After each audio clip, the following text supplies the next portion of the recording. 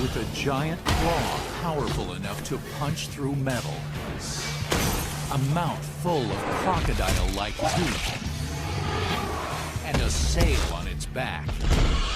It's the biggest, baddest, weirdest dinosaur you've never heard of. Its name is Spinosaurus. Now we unravel its deadly secrets as we resurrect a monster.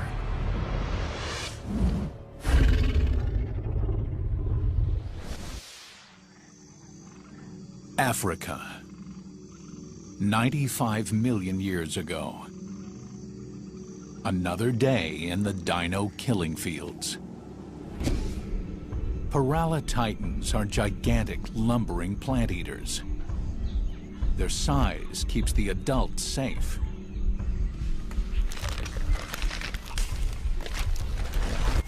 But their babies are a softer target.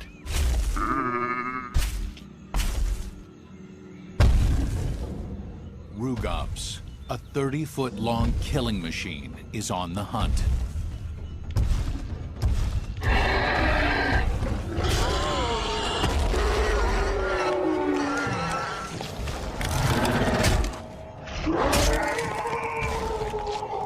Rugop's speed wins the day. But it's not over. In this land of giant killers, there is always a bigger beast. Enter Spinosaurus.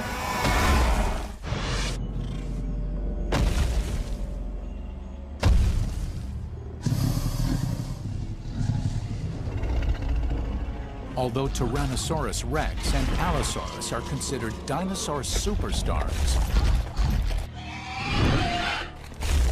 Spinosaurus deserves celebrity status too.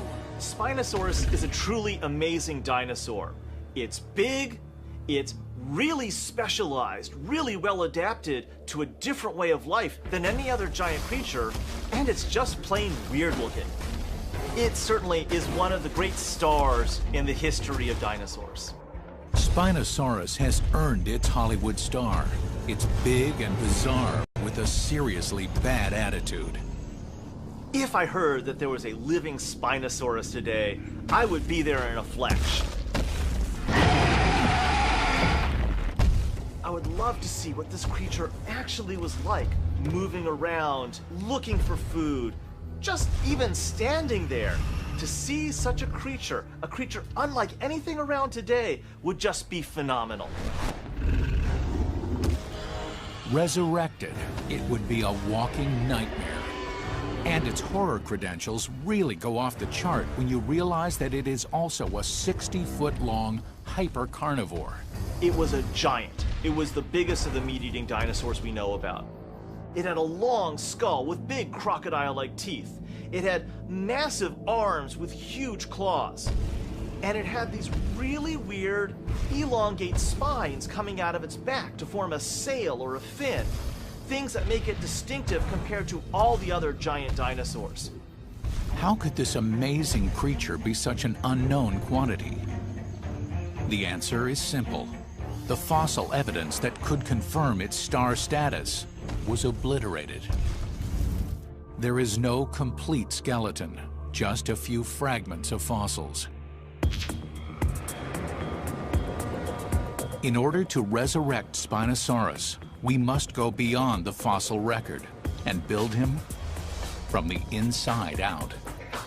We will use high-tech imaging to look inside the few fossilized bones that do exist. And we will use robotic monsters to try to understand how it hunted and killed. Look at those teeth. How are they shaped? How would those teeth pierce through flesh? Look at those jaws. How do those arms operate? How deeply could those claws penetrate? What we do know about Spinosaurus is that it was weird and it was big. The story of Spinosaurus begins here, in the Sahara Desert in Egypt. Between 1909 and 1914, German paleontologist Ernst Strummer unearthed the first and only fossil bones of Spinosaurus. Strummer brought the fossils back to the Bavarian Museum of Natural History in Munich, and the world got its first indication of just what this unusual animal looked like. This is a photograph of the actual type specimen of Spinosaurus aegyptiacus, which was mounted on the wall in the museum in Munich. This is what puts the spine in Spinosaurus. You can see the dorsal vertebra here with these amazing dorsal spines sticking up. This one here is 1.65 meters, so 5.5, almost 6 feet. This is this long crocodilian-like jaw here. Really an amazing skeleton, and this is the one and only Spinosaurus skeleton that has ever existed. But the skeleton didn't last long. Human history collided with prehistory. During World War II, Allied bombers conducted long-range bombing missions over key installations across Germany. Sadly, the Bavarian Museum was across the street from the Nazi Party headquarters. And on April 27th, in 1944, the Allied forces bombed Munich, and collateral damage destroyed the museum. The Spinosaurus skeleton was smashed to dust. What had survived for 95 million years was vaporized in the fog of war. Since there are only a few bits and pieces known from the original Spinosaurus, it's pretty difficult to put it together. What we need is a link. What we need is something to tie those pieces together. The few photographs of this amazing discovery have inspired our team. They provide a foundation that allows us to resurrect a monster. But these photos raise questions about how this predator hunted and killed. Why were its jaw and teeth so different from those of other carnivores? Unlike a typical meat-eating dinosaur, it's got this long, very crocodile-like snout and cone-shaped teeth, rather than the railroad spike-like teeth of T-Rex.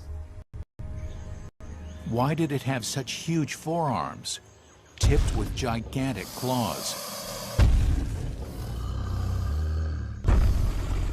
The claws and hands of Spinosaurus, honest to goodness, are like industrial meat hooks. If you were to go to a slaughterhouse or a butcher's shop, that's where you would see their modern equivalent. And what about that bizarre spine that gives Spinosaurus its name? All those long spines together form this big sail or fin on the back. It's a narrow structure. What's it for? In order to find out, we must travel back 95 million years. The Earth that Spinosaurus inhabited would be unrecognizable to us. What is today the Sahara Desert was a vast network of tidal and mangrove swamps. The hot climate allowed for a multitude of plants and animals to flourish. There was plenty of prey for Spino, but also plenty of competition. Spinosaurus certainly was a big apex predator, but it wasn't alone. When we go and look at the environment that Spinosaurus lived, we see a couple of really large predatory dinosaurs. We even have indications there might even be more. Spinosaurus lived in an environment with extremely large plant-eating dinosaurs that may have been a major food source. But it was competing for this food source against some pretty tough customers. One of Spino's main rivals was a giant predator with a mouthful of a name, Carcharodontosaurus, and it had a mouthful of fearsome shark-like teeth. It's essentially a giant land shark, a terribly fierce creature. It has a huge jaw. And lurking just offshore, giant crocodiles as big as a bus stalked the warm, brackish waters. This thing could have preyed upon just about anything it wanted to, probably including dinosaurs. But one alpha predator ruled them all: Spinosaurus.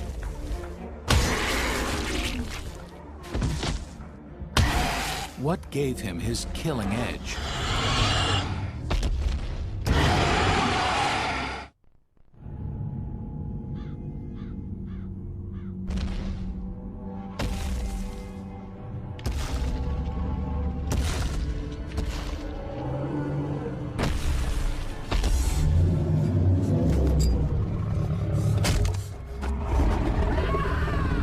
We are lucky. We have resurrected a monster. But 95 million years separates us from this huge killer.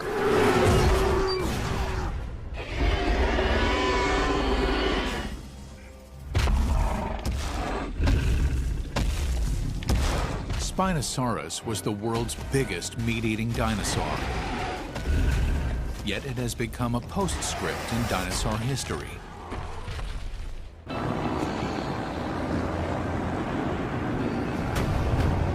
The most complete fossil of Spinosaurus was obliterated by bombs in World War II. And without the fossils to ensure its immortality, Spinosaurus has turned into the most amazing dinosaur you have never heard of. But scientists have continued to try to uncover more about this massive creature and its weaponry. Paleontologists have to rely on a number of different lines of evidence to try to reconstruct any fossil creature. We can look at its closest living relatives, things like birds and crocodiles, and see what traits they have. And it's by these ideas, and by some speculation, that we can resurrect an extinct animal. Spino, however, was unlike any dinosaur ever found. It seemed doomed to remain a mystery. Amazingly, the missing link to this remarkable creature was found not in Africa, but more than 2,000 miles away in the English countryside. In 1983, near the town of Dorking, an amateur fossil hunter named William Walker discovered a huge claw from a predatory dinosaur, which was dubbed Baryonyx. Baryonyx appeared to be a very singular dinosaur with a very long snout packed with dozens of teeth, very peculiar anatomy overall, with very robust forelimbs that carried a very large, powerful claw on the thumb. That giant thumb claw is a distinctive weapon, and it had been seen in another dinosaur. Some astute paleontologists recognize some intriguing similarities between this new English dinosaur and Spinosaurus. Paleontologists determined that Baryonyx was a close relative of Spinosaurus. We can use information that we find about baryonyx, which are known almost completely, to allow us to sort of fill in the blanks about what we don't know about Spinosaurus. Baryonyx is like a mini Spinosaurus, without the sail. Using its skeleton as a template, scientists were able to reconstruct Spino. And when it was done, it proved to be an absolute monster. 60 feet in length, 7-foot forearms, 15-inch claws, and 9 tons. Spino was nearly as long as this 18-wheeler and 6,000 pounds heavier. And it outweighed and outreached the legendary T-Rex and every other big predatory dinosaur. Size matters, but the weaponry matters even more. And rebuilding Spino's toolkit is the key to understanding what and how it killed.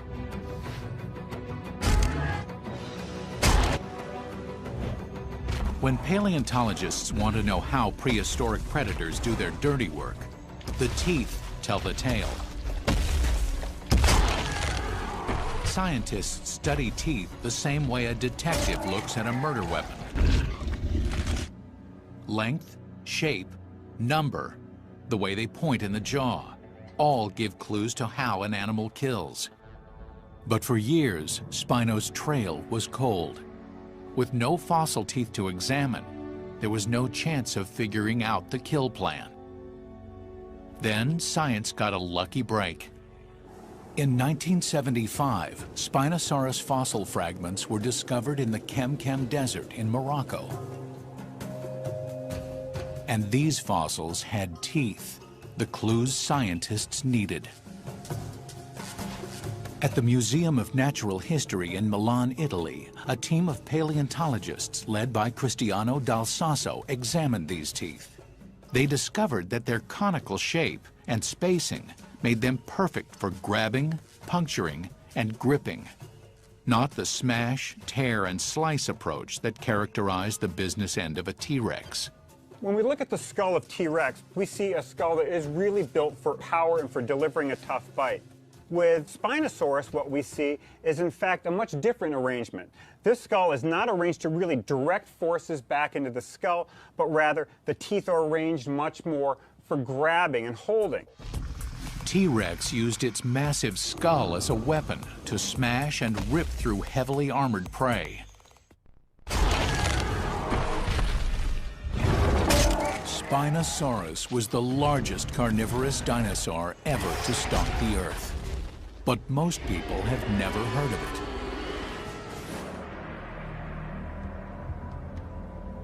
Now, our scientific team is resurrecting this monster to try to figure out how it lived, hunted, and killed. Resurrecting a dinosaur like Spinosaurus is pretty difficult, especially when the first specimen was destroyed and we can't even use those original bones. Recently discovered skull fragments reveal that Spino didn't bite like other big dinosaurs. Its teeth weren't designed to tear through armored skin, bone, and flesh like T-Rex. They're cone-shaped teeth, 6, 8, 10 inches long, possibly longer, sticking out of tremendously powerful jaws. Really, really nasty weapons of destruction. How did it shred its prey? The answer isn't in a museum. It's here, out in the Croc Lab. Biologist Ken Vliet says there are many similarities between Spinosaurus and modern crocs.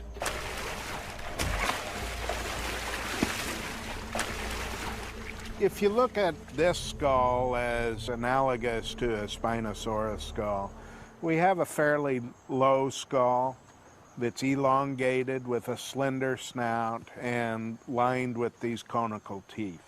Crocodilians have the most powerful bite forces of any animals that have been measured. They have a tremendous crushing power in their jaws, but they don't have teeth that are meant to tear and separate prey items into bite-sized pieces. So if your teeth don't cut it, how do you kill? They can grab a hold of a prey item and go into the death roll. And just by the mass of their body, they can tear an item off of a prey animal.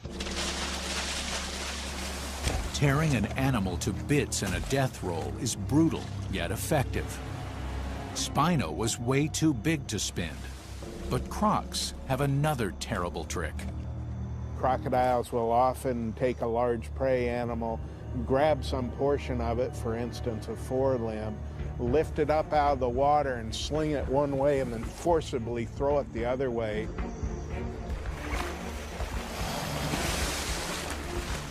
And the mass of the prey animal tears the limb away. They swallow that, they go find the body and do that again. Crocodiles literally shake their prey to bits. And it looks like Spinosaurus used a similar technique. When Spinosaurus got its jaws onto its victim, it would pierce through the meat with those those conical teeth. It would thrash its skull back and forth, yanking out chunks of meat, and as it's thrashing back and forth, that victim's neck could be broken. So between the meat being pulled out and the thrashing back and forth, that victim would not last very long. 3 times as long as the biggest living crocodile and 6 times as heavy, this dinosaur had monstrous power. And Spinosaurus had another advantage over crocs. For such a titan, it was faster than any of its typical prey. It needed to be. Spinosaurs lived in a hyper-competitive hunting ground, where even lumbering prey like Paralititans were surprisingly well-armed. They could use their tails like giant clubs. A lash from the tail of one of these giants was like getting smashed with a telephone pole. So how does a 9-ton, 60-foot monster with a sail on its back manage to be both quick and maneuverable? The answer is in its feet. This is an adaptation for speed and for forward locomotion. So if you look at the leg and the foot of a meat-eating dinosaur, it's all about moving forward. To keep 9 tons of speeding Spino on track, the monster's hips and leg bones were engineered to withstand huge stress and torsion.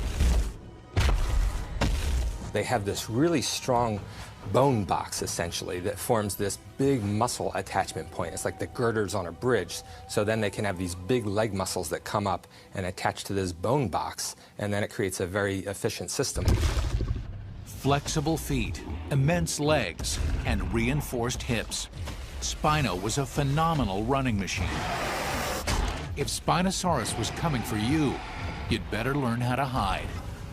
If you ran in a straight line and it was chasing you, it would get you, unless you were an Olympian athlete, and then you've got a chance to book away from it faster than it could run. Unfortunately, we're at the right height for it to grasp, to snap out with those jaws. All dinosaurs were swift movers compared to a lot of modern creatures. It could catch any one of us. A picture is emerging of a fast and furious killer, quick enough to hunt down prey, strong enough to shake it to bits. But this monster has more terrible secrets that must be explained. Each of its arms, bigger than a grown man, was tipped with 3 massive meat hooks. How did Spino use them? And just how much damage could they inflict? As we scientifically resurrect this creature, we have re-examined its 6-foot jaw. But it had another formidable weapon. Huge razor-sharp claws on muscular arms.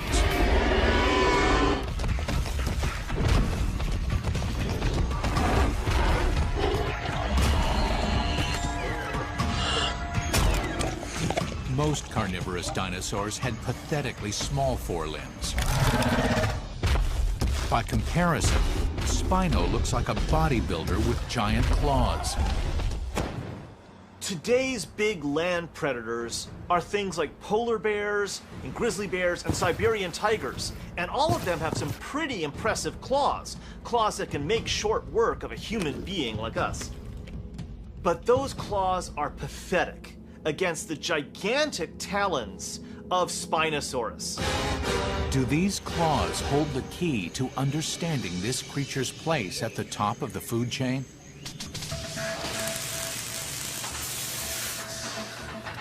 In a lab near Los Angeles, scientists and special effects experts have joined forces to perform a unique and innovative experiment.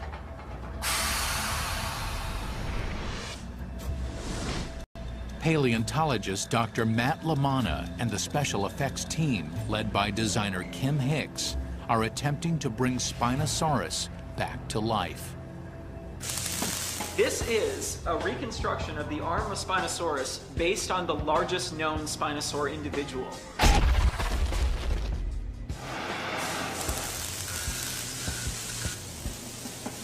They are building a life-sized steel replica of a Spinosaurus forearm and claw.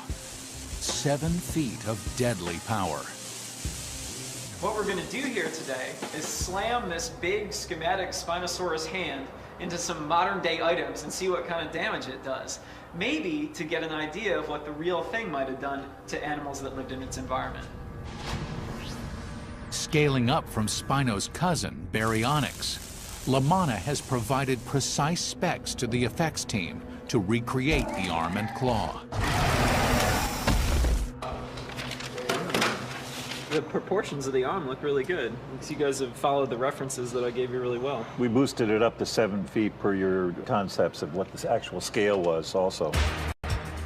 A powerful air cannon will provide the muscle to propel the steel claw.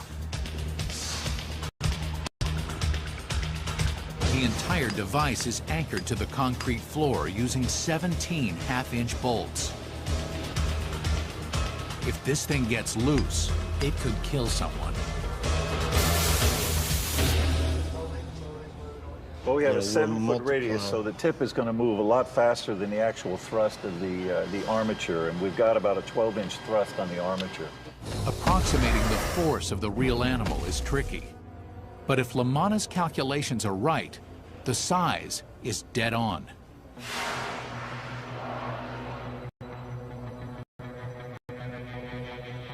The other real danger is the unexpected return of the hand. When you're not looking, it's kind of like a boom on a sailboat. If you're looking the wrong way and it comes back across the ship, it'll knock you out.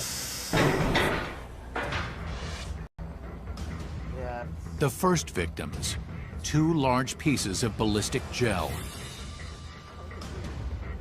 The dense gel simulates the skin and muscle layer of a dinosaur. Look at the size of the wounds that our Spinosaurus hand is making in this simulated carcass. This penetrated really deeply just with me pushing it.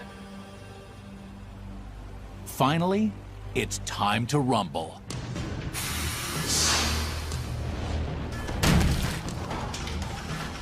Yuck. That's what happens. Look at the slime trail. I have to admit, I was expecting a splatter. But I think what we got is even more impressive in the sense that the depth of this wound, the like long, jagged wound that this yields. Imagine, you know, the body of a big animal, something that gets hit with that, and that's a devastating wound. Now, our recreation team ups the ante. They want to see the upper limits on Spinosaurus's smackdown power. The claws easily rip into flesh, but could they have slashed through the armored skin of prehistoric prey?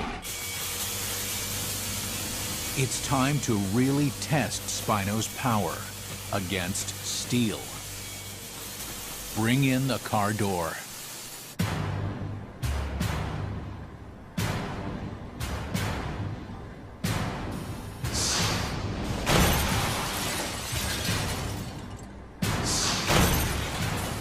Our mechanical claw hits the door with 4,500 pounds of force.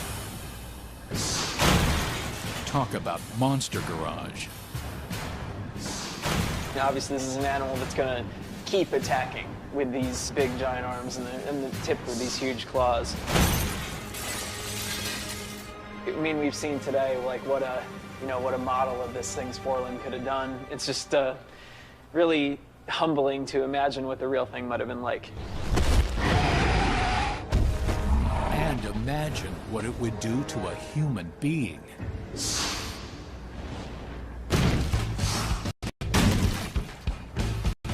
No animal would want to be on the receiving end of that mighty hook. But there's still one big mystery to explain. What did that spine that gave this saurus its name actually do? It may have looked like something from a Japanese monster movie, but Spinosaurus was no fictional creation. This real-life Godzilla once ruled the Earth.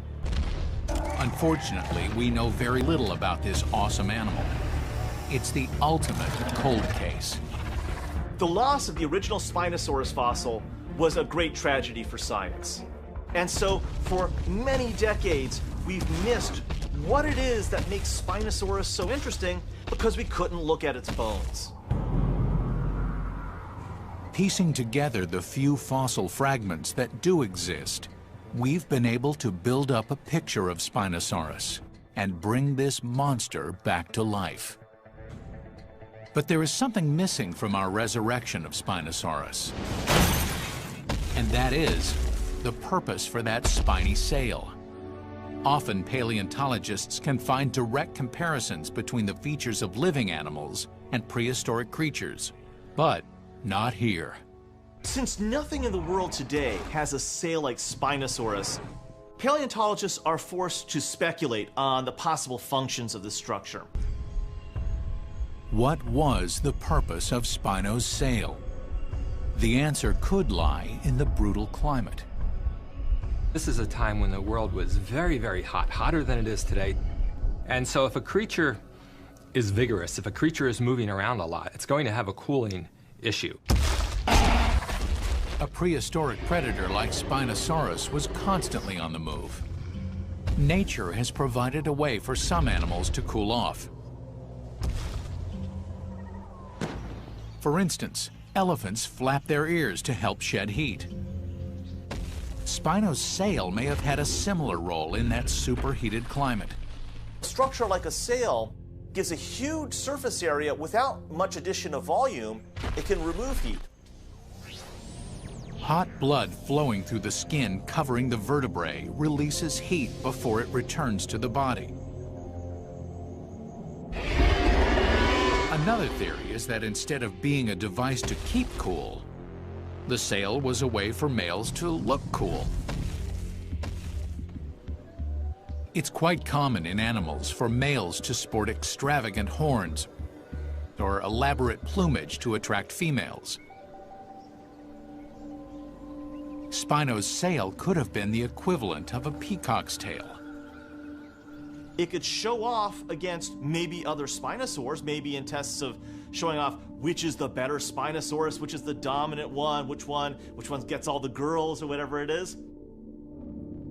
But with only one skeleton ever discovered, it's impossible to know if the sail was found only on male Spinos.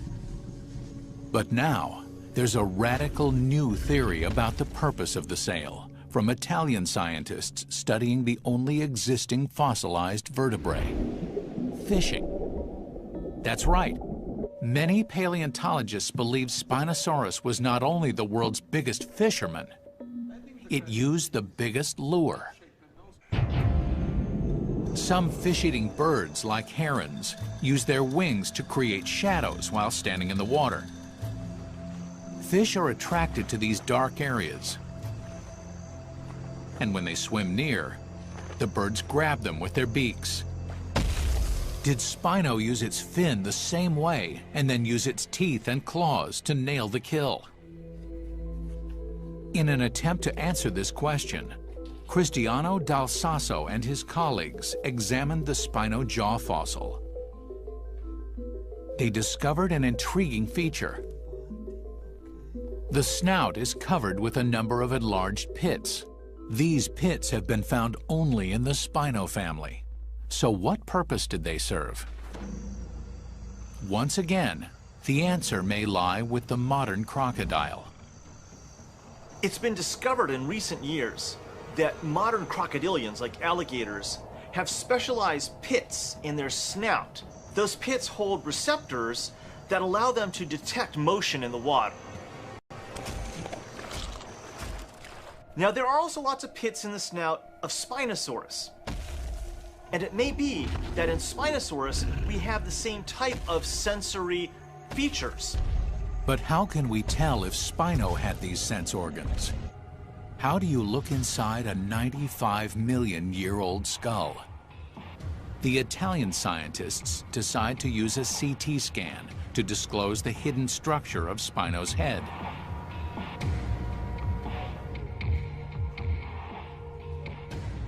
The CAT scan reveals that the pits at the end of the snout all have a kind of canal attached to them. Dal Sasso and his colleagues believe that these canals may have been nerve pathways to the pits. We don't know this for certain, and it will take some detailed anatomical work to demonstrate those pits are the same thing as the pits in crocodilians. With what could be motion-detecting pits at the end of its nose, and a skull and teeth that look like a crocodile's, the scientific team is starting to think Spinosaurus might also have behaved like one, too. In fact, maybe this long, low skull was crocodile-like for the same reasons that crocodile skulls are crocodile-like. That's really handy as a means of actually catching and eating fish. The giant claws that Spinosaurus could use to disembowel its victims would serve just as well as a pair of monstrous hooks. Remarkably, the largest ever land predator was also a formidable water predator. Spinosaurus was adaptable and apparently invincible, a gigantic multi-purpose killing machine from which nothing on land or in water was safe.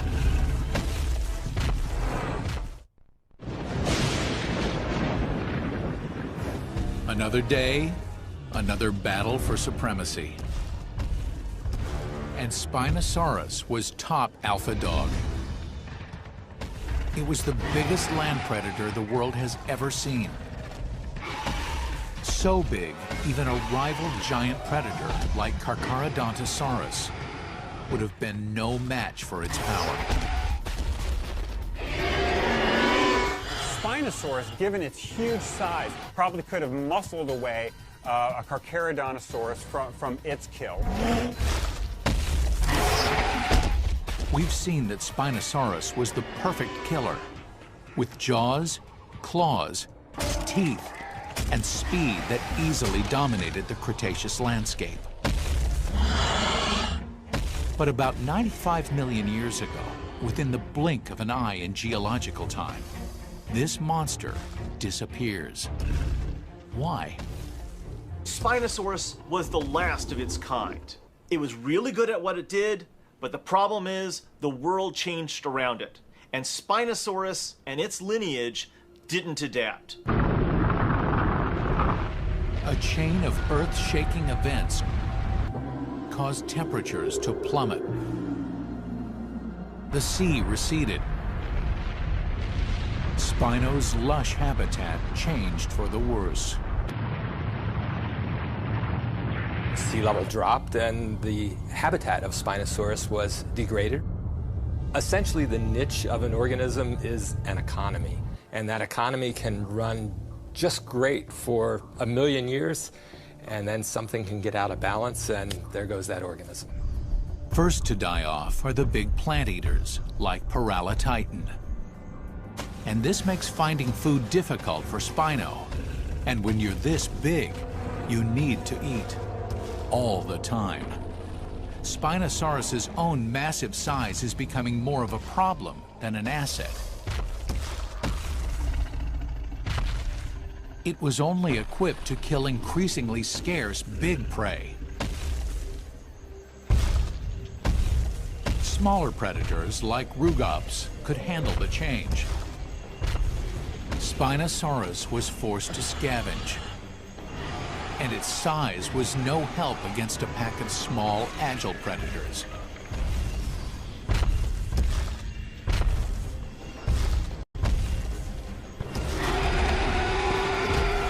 The once invincible Spinosaurus that ruled a world of giants is fighting for its life. And Spinosaurus had one major design flaw. Those spines are fused to the vertebra. So Spinosaurus, if it rolls over, it breaks its back and dies.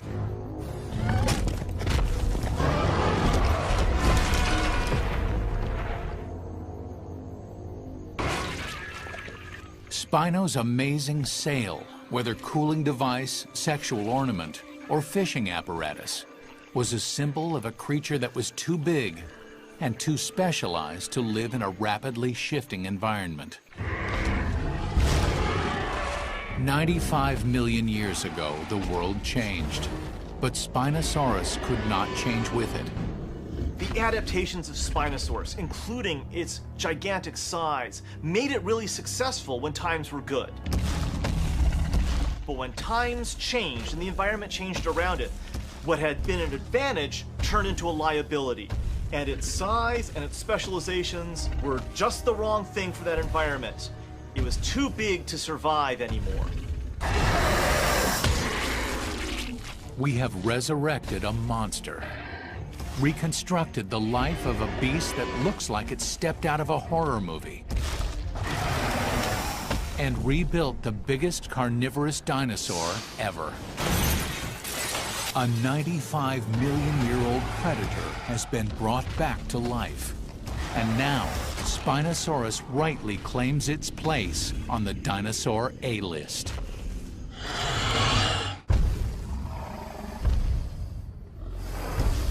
But what other monsters lie beneath our world? Monsters waiting for resurrection.